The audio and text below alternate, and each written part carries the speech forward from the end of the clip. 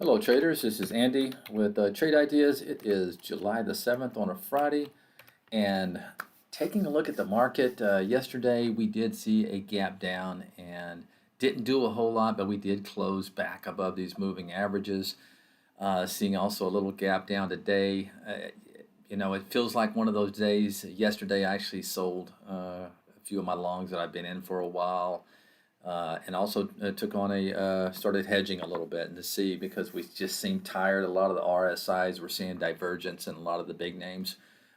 So anyway, let's take a look at the three stocks that I'm kind of watching today. And once again, it's a Friday and the market seems tired, so I probably won't do a whole lot, but you never know. So let's take a look.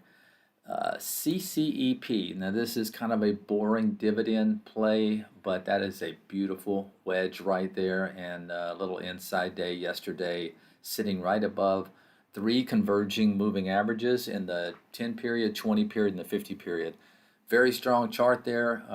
Like I said, it is a kind of a boring Coca-Cola Europe, I believe, but it's still a beautiful wedge. You can't discount that.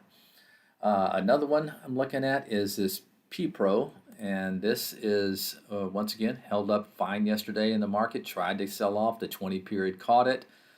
This one, it's subjective where you might want to enter. Some people may not want to enter until it breaks out of this 31.42. Some people, that's just subjective, but keep it tight. If it does break below these moving averages, I would probably venture to get out. But one other one is Netflix. This was our trade of the week call, and it may have triggered, but anyway, it's tried to sell off yesterday, caught its moving averages there. Let me zoom in a little bit so you can see it better, and popped up. But that's it for today. You guys have a great weekend. I'll talk to you next week.